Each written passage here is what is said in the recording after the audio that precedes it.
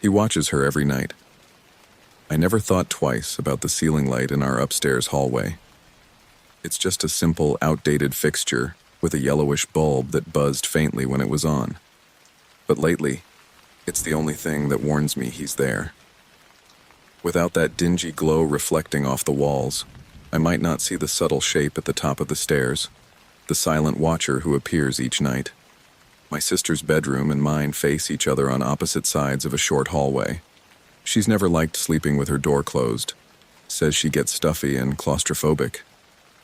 On most nights, her door is open, revealing her desk, a pile of clean clothes on the floor, and the edge of her bed.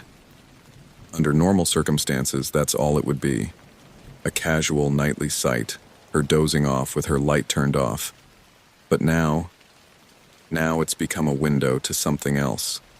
The first time I saw him, it was a few weeks ago. I was scrolling through my phone in bed, eyes heavy. The hallway only partially lit by that single overhead fixture at the top of the stairs. My sister's room was dark. Her breathing faintly seeped into the hallway as she slept. I was under my blankets and happened to glance up at the reflection in that light. Sometimes, if the angle's just right, I can see the shadows behind me. That night, I noticed an odd shape near her bedroom doorway, a tall, lean figure standing frozen in the middle of the hallway. My first thought was that I was imagining it, seeing my own silhouette warped by the poor lighting. But no, the outline was definitely not me. Mine would be shorter, shaped differently. This figure had broad shoulders and stood about half a head taller than I am. It lingered just past the threshold of her room, as if staring right at her, watching her. Not once did it waver or show signs of normal movement, no shifting weight, no breathing, nothing. Only a silent, rigid presence. Fear took over, making my throat tighten. I tried to turn my head, but a wave of dread made me freeze in place. My mind whirled. Could Dad be awake? But why would he stand there, in the dark, watching her sleep? It didn't make sense. My heart pounded. After a few panicked moments, I forced myself to turn on my bedside lamp. The hallway brightened instantly, but when I turned to look, the figure was gone. The only sound was the faint buzz of the overhead bulb, like it was taunting me. The next morning, I told my sister about the shape, the man. She shrugged it off. She assumed I'd had a nightmare and teased me for reading too many horror stories online. Our parents were equally dismissive. Mom said maybe I saw the shadow of a coat rack or some weird reflection. Dad insisted no one was awake that late, and all of the doors were locked. I wanted to let it go, be measured, but deep down, I felt that rolling tension, the memory of how real that shape seemed. That second night, I kept my bedroom light off, determined to see if it would happen again. Sure enough, right around midnight, I noticed it in the reflection on the overhead fixture. The same tall figure, again outside her open door, just watching. My skin prickled as if I'd walked into a freezer. He was so still that I wondered if it might be a life-size cutout. But even cutouts shift a little in changing light, and this figure seemed to absorb darkness. I sensed a watchfulness, a concentrated presence, like it was listening to her every breath. What did he want? I wanted to call out to him, to break the spell, but fear clamped my lungs. All I managed was a faint whispered, "Hello?" At that moment, I saw the overhead light flicker, and the figure was no longer visible in the reflection. I sat there for a solid 5 minutes, adrenaline pumping, barely breathing, expecting him to step forward. But the hallway stayed still. Eventually, exhausted, I drifted to sleep, though every tiny creak of the house startled me awake. By the third night, my nerves were shot. I was so tired. I tried to keep an eye on her doorway from my own bed, but I eventually dozed off again. A sudden sense of being watched startled me awake. My phone, half-charged, laying on my chest. I tapped the screen to check the time, 3:12 a.m. My gaze went to the overhead light. He was there again, ink black in the reflection. It was becoming a cruel routine. He'd appear, stand perfectly still, and vanish at the slightest movement or change of light. My whole body shook with anxiety. Heat pounded. I could barely breathe, but I couldn't just hide. I needed proof, or I needed to do something. I crept out of bed, ever so slowly, crossing the short distance from my bed to my door as silently as I could. Each step made the floorboards groan under the carpet. My sister's soft breathing was steady, oblivious to the danger I sensed. Tiptoeing to my sister's door, I slowly raised my phone. The darkness pressed in around me. The overhead fixture cast a weak glow, and in that half-light, I saw movement. It felt like an electric charge swirled around me. The hair on my arms and the back of my neck stood straight up. My phone's camera was open, but it wouldn't focus. Before I could snap a photo, I felt something brush past my shoulder, like the air itself moved around me. My sister jolted awake, letting out a gasp. I tumbled into her room, almost dropping my phone. Inside, everything looked normal. Piles of books and clothes, her bed with rumpled blankets. My sister blinked drowsily. "What are you doing?" she mumbled, rubbing her eyes. I tried to force a calm tone, lying that I'd thought I heard footsteps, maybe Dad checking on us. She muttered something about weird dreams and laid back down, drifting off again.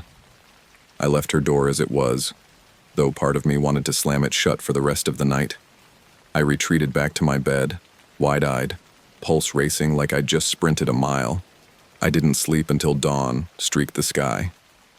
If he returned, I didn't see him, but my nerves twanged with leftover adrenaline until morning. Over the following week, the pattern repeated. I'd sense him around midnight, see that tall silhouette in the overhead light's reflection, and freeze. Sometimes, he'd linger there for minutes, sometimes only seconds before disappearing as though he'd never existed. Each time, a knot of dread coiled tighter in my stomach. Yet no matter how many times I leaped out of bed, flicked on a light, or shone my flashlight, I could never catch him in the act. He left no footprints, no evidence but my shaky recollection and the cold sweat on my neck. I still had no proof for them to believe me. My sister seemed oblivious, going about her day with her normal routine of streaming shows and texting friends. A few times, I considered demanding she sleep with her door closed. But how could I explain why without sounding insane? There's a shadow man watching you in the reflection of the hallway light every night. I barely believed my own words, so I said nothing. One evening, I mustered the courage to talk to Dad and asked if he ever paced the hallway at night. He looked concerned and said no. Maybe I was anxious about upcoming tests or spooking myself with too much true crime. I didn't press it. I knew I was alone with this. Over time, the dread evolved into something heavier. Every time I saw the silhouette, it seemed a tiny bit closer to her doorway, like he was edging forward, day by day. That's what terrified me the most. I became convinced that if, one night, if I didn't keep watch, if I fell asleep or was gone for the night, he might take a single step into her room. What would happen then? Would she be missing in the morning, replaced by an empty bed? Or worse, her lying there, pale and unresponsive? My imagination fed on the unknown, conjuring horrors I didn't dare speak aloud. So each night, I sat up, phone in hand, forcing my eyes to remain open. The reflection in that old light fixture became my lifeline. As long as I could see him standing in the hallway, just out of reach, I told myself my sister was safe. He wouldn't dare cross into the room while I watched. The big question loomed. Why hadn't I told her? Was I protecting her by staying silent, or just giving myself an excuse not to face the possibility that we were dealing with something beyond reason? On the worst nights, I'd drift off for a moment, then snap awake in terror. My heart would flutter as I checked the overhead glow for his shape. Sometimes I found him instantly, as if he'd never left. Other nights, the hallway would be empty, leaving me with the dread that maybe he'd finally gone inside.